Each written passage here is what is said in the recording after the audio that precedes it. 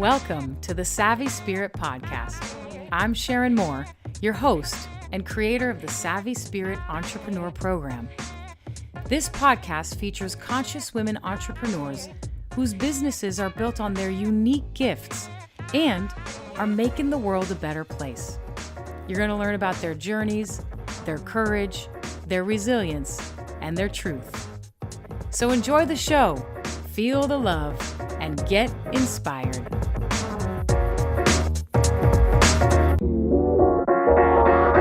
Welcome back, everybody. So today we are spending time with Katie Morford. Katie is the woman behind Mom's Kitchen Handbook. And Katie is a registered dietitian with a master's degree in clinical nutrition, but that is not what got her career going. It was her focus on her kids' health. And while she was nervous to switch her focus from her career to her kids, turns out that is exactly what her career needed. Now, since then, she has published not one, but two cookbooks. First one is Rise and Shine, Better Breakfast for Busy Mornings. And the second one is Best Lunchbox Ever. I can't help but say ever, which was an IACP finalist in 2014. IACP, by the way, is the International Association of Culinary Professionals. Katie also develops recipes, teaches cooking and nutrition classes, consults, and she's been featured in way too many publications to get them all in, but I'm going to throw a couple of them out there. Real Simple, Bon Appetit, Food and Wine, Cooking Light, LA Times, San Francisco Chronicle, the New York Times, the Huffington Post. The list goes on. People, she is passionate about making eating healthy, easy, accessible, and family-friendly. So let's welcome Katie to the show. Welcome, Katie. Thank you. That was a lovely introduction. I've done my studying. I've read up all about you. Thank you.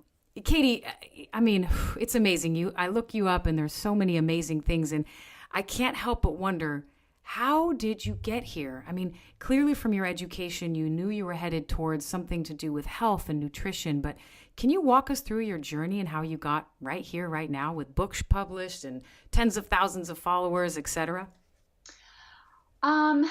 I started out in a career that wasn't really for me. For a couple of years after college, I worked in public relations, focusing on the food business, and I loved the creative parts of that job and the writing, but the whole package just wasn't the right fit. And I had always been interested in nutrition and food, and so I made the decision to go back to school and get my master's in nutrition.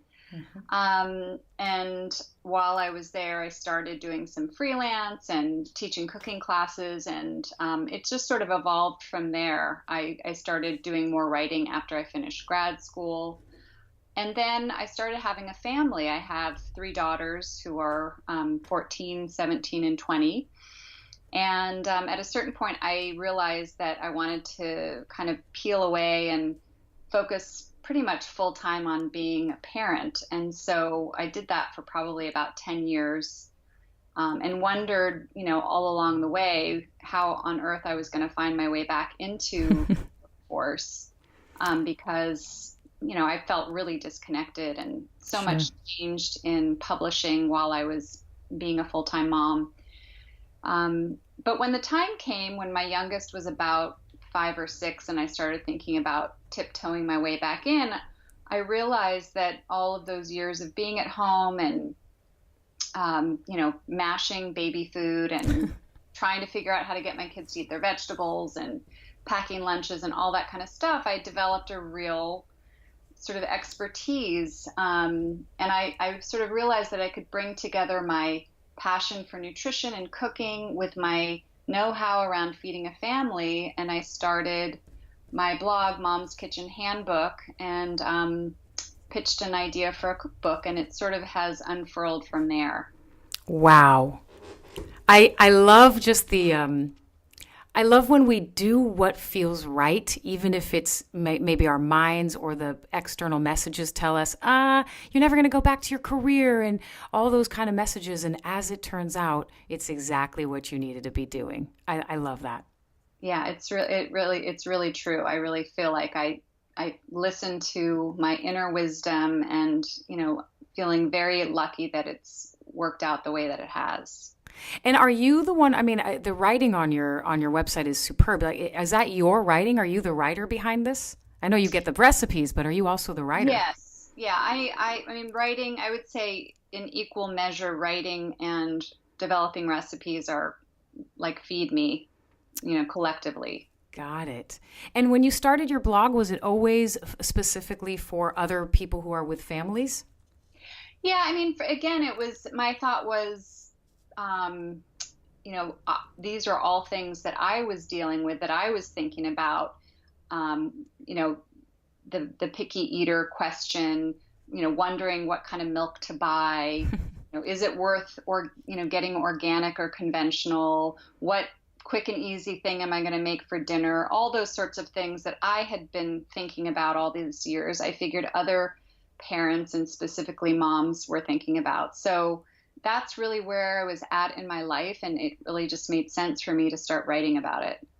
And do you ever just kind of take this in my business? I always call it a gluttonous moment for our managers. But do you ever just take this moment and think, "Oh my God, I can't believe this is my life"?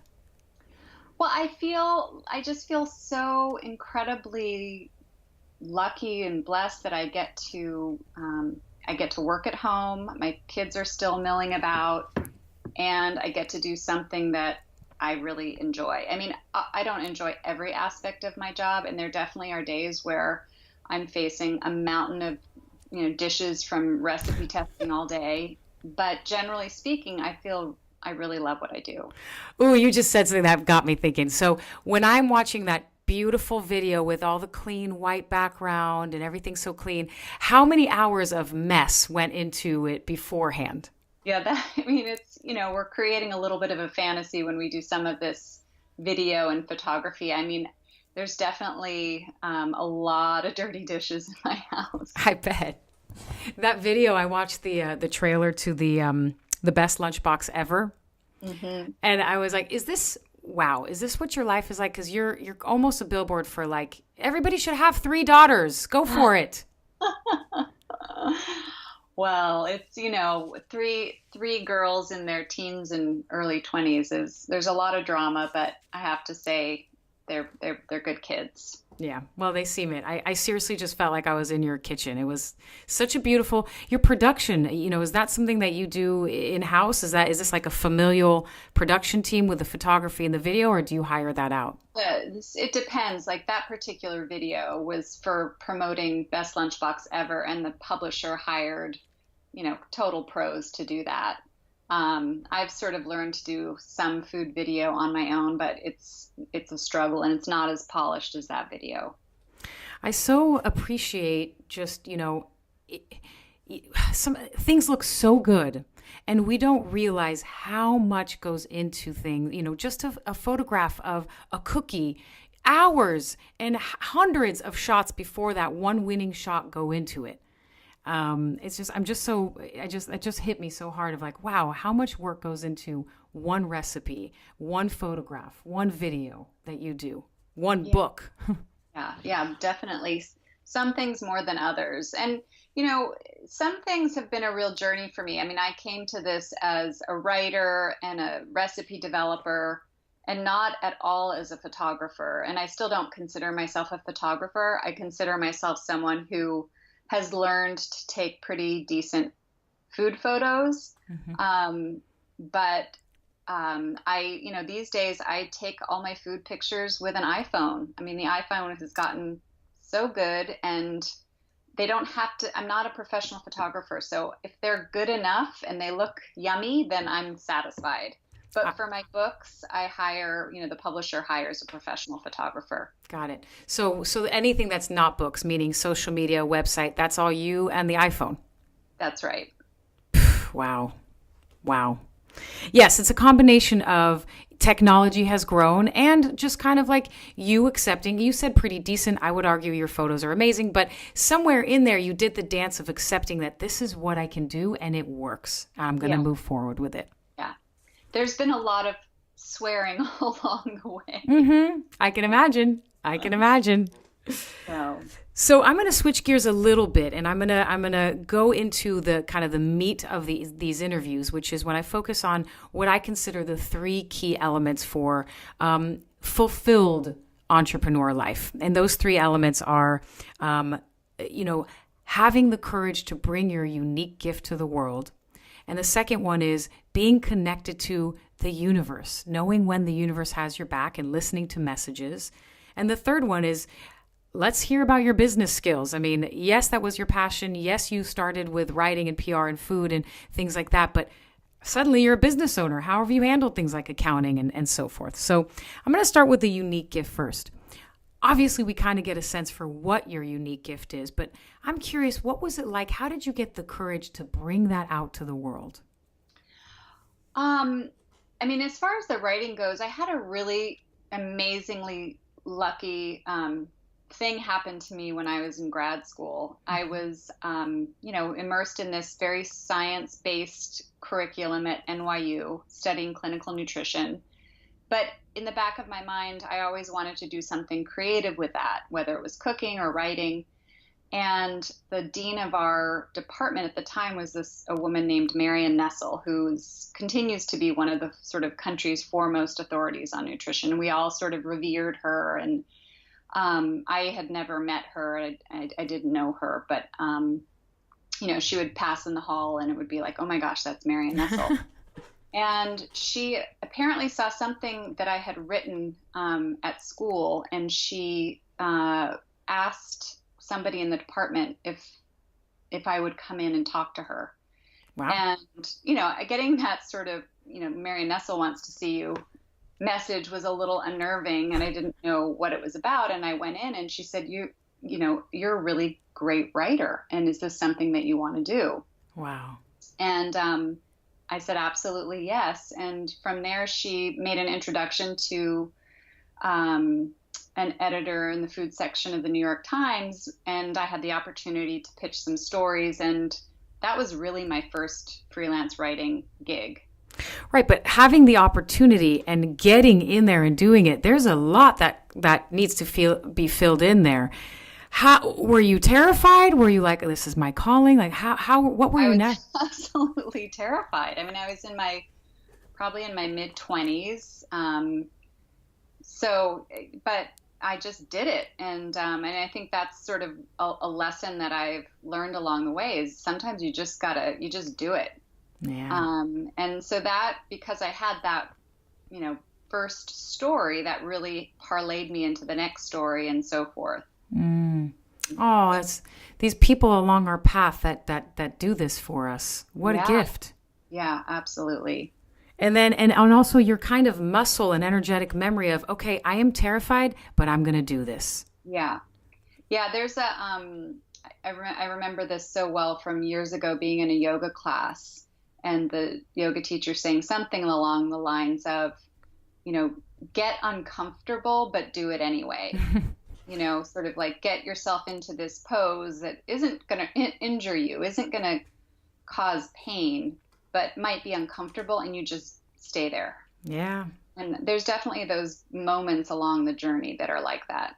Mm-hmm. Get out of our comfort zone. Mm-hmm. The second point, which I hear a little bit of it in your story, but I'd love to give you an opportunity. Maybe there are other moments, but universal support. I think there are so many quote unquote miracles that happen along the way for us. And I'm curious if there are any that you want to share where you felt like that universe had your back. I mean, I've definitely felt like the universe has had my back, and that the community, particularly of moms in my sphere, have been incredibly supportive, and as has my family. And I think that's really helped. But as you asked that question, what popped into my mind was something that just happened a couple weeks ago. Mm-hmm. I unfortunately lost my dad last month. We were very close, and it's been a really painful time. Mm-hmm. And I would say it was a few weeks before he died that I got an invitation from Rancho La Puerta, which is this beautiful wellness retreat in Tecate, Mexico. And it's sort of like this place that, all the fabulous cookbook writers and chefs get invited to go teach. And you get to go there and you get to bring a guest, and they, it's just like this delicious immersive retreat, and then you teach cooking in this incredible organic garden. Wow. And it's literally been like a dream of mine to ever, have the opportunity to be invited to teach there. And lo and behold, I got an email saying, we would like you to come in and teach in, early January. And to be able to do that while I'm sort of healing and grieving was just this incredible gift. And I just can't believe that sort of fell into my lap. Oh, I just got goosebumps. Not, I get goosebumps often when I talk to people about this, but just in this way of you are so held, that feels like you are cared for. It's not like I don't hear it's this accomplishment. Obviously, it's an honor and an accomplishment on your professional career. But what you got from that is that you're held and you're cared for, even in this really hard time. Yeah, no, it was amazing. And that this business of yours, quote unquote business, it's your passion, it's your hobby, it's your gift, has shown up for you in so many different ways. And it's been your teacher and your comforter and your best friend. In all these stories, it's kind of like served you in ways I would have never known to anticipate. Yeah, no, I think that's true. Wow. Thank you for that story. That's lovely. And by the way, how was it? It was amazing. They actually, I've been talking to them about going again in 2019. They have 1 week where they have families come. It's an all adult kind of place, but once a year they allow families. And so I'm talking to them about going back for family week. So I can't wait. Wow. And can anybody go? Like, let's say I wanted to go, would I be able to be Anybody can go. And you're just getting food by all these very well-known culinary people. It's a wellness retreat. It's all vegetarian. They have hiking and yoga and Pilates and every imaginable class and meditation. And then a couple times a week, you can sign up for these cooking classes and to tour their organic gardens. Got it. Okay, well, I'm adding it to my list of potentials. Okay, so now the third, and I love talking about this one as well. Here you are, whether it was intentional or not, you are running a pretty significant business, right? Yes, we brought your gift out into the world. Yes, the universe is in support, and suddenly you own a business. So how have you navigated that? How do you deal with things like accounting and marketing and database and all the kind of nuts and bolts of being a business owner? Well, I mean, at first, I think probably like so many entrepreneurs, I did everything by myself. I started my blog by myself. I designed it. I did all the tech on it. I did, in the early days, really terrible photography. Pre-iPhone fancy settings. Yeah. And at a certain point, I recognized that any business, you need to make some investment. And so I gave myself permission to spend some money on things that either I didn't like or wasn't particularly good at. So for example, the technical aspect of the blog is not easy for me. And I can do the basics, but finding good tech support so that I can say, hey, can you do this for me? Or I don't understand why my blog is doing that, that kind of stuff. That I outsource. For my books, I recognize I'm not a good negotiator. I'm not interested in sort of that. I don't want to spend time kind of noodling over contracts. So I hired, I have a book agent, and she's amazing and she's incredibly supportive, and it's worth every penny. Yeah. Some of the, I occasionally get interns from local university to help with, recipe testing and social media stuff and things like that. So those are just kind of top notes on outsourcing. And, it's something I continue to look at and think about. And it's a lot about like what's taking the joy out of my job and what part of it can I outsource. Yeah. You took the words right out of my mouth. Yes. How do we if your gift is creating these recipes and inspiring all of us to believe how easy it is for us, so therefore we continue to become healthier with our kids and with ourselves, we need to make sure you still feel the joy. And I think you said it perfectly. If it's taking the joy out, I want to figure out a way to outsource it. Mm-hmm. i.e., I know how to ask for help. Yeah. So Yes. beautiful. And it's also the whole thing of, even though I can, doesn't mean I want to or should. Amen. Wisest thing I've heard all day. I couldn't agree more. There's a whole lot we can do, but does that get us closer to bringing our gift to the world and experiencing the deepest joy possible? I don't know. Yeah. Okay, so how do people find you? Where do they get your book? Where do they read your blogs? How do they take your classes? Tell us everything. So you can pretty much find everything if you go onto Mom's Kitchen Handbook. On there, you'll find links to buy Rise and Shine and Best Lunchbox Ever. But you can also buy those at local bookstores and Amazon. And I have a new book coming out next year called Prep, which is for what I call cooks in training, specifically targeting teenagers and college students. Oh, awesome. And, teaching wise, it's really catch as catch can. I mean, I did some classes in the fall at San Francisco Cooking School. If I am teaching, I will post usually that either on my Facebook page, which is also Mom's Kitchen Handbook, or my Instagram. I'm pretty active on Instagram, and that's also Mom's Kitchen Handbook. I love how I am again struck by this, and I was struck by this when you told me about the professor who got you the opportunity at the New York Times. There's just something, I don't know if it's fearless or if it's just complete comfort within the fear. I don't know, you teach here and you go to these retreats and you're on Instagram and there's something very open and courageous about how you are in this world. Oh, that's really sweet. I don't know that I feel brave, but maybe it's just the just do it anyway part of the equation. And by nature, I'm quite shy.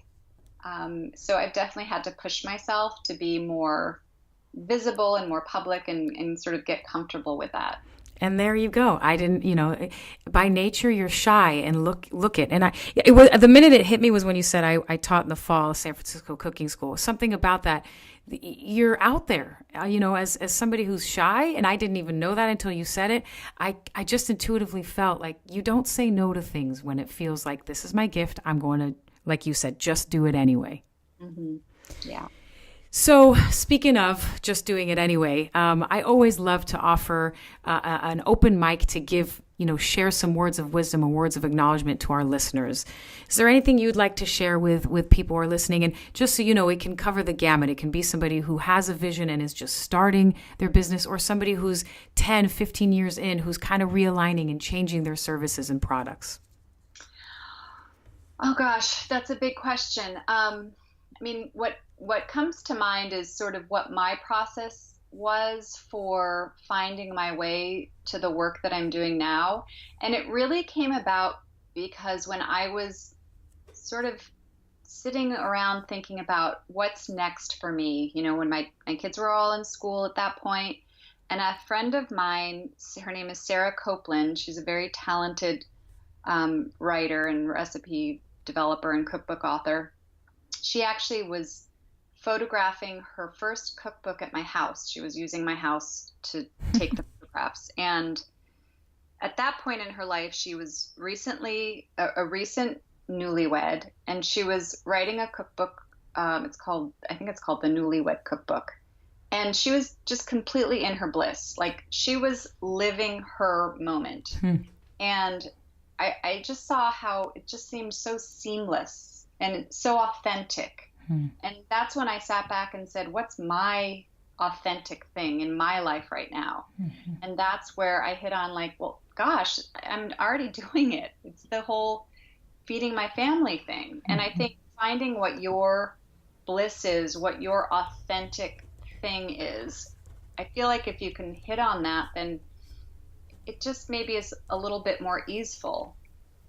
Yeah, and my belief system is not only is it's easeful because that's what you are meant to do in this world. So things will become almost buttery and effortless because the universe wants this. This is what you're destined to do. Bring your gift out to the world.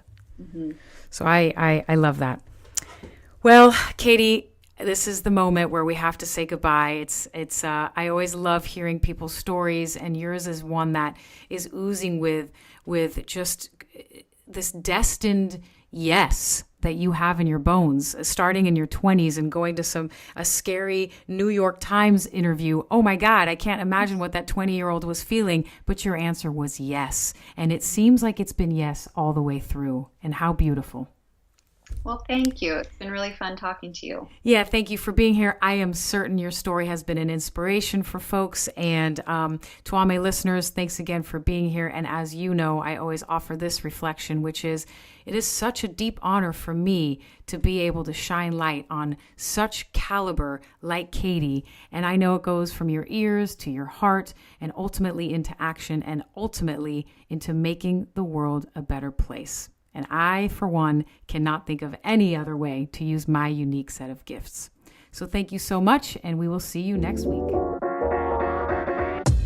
Thanks, everyone, for listening.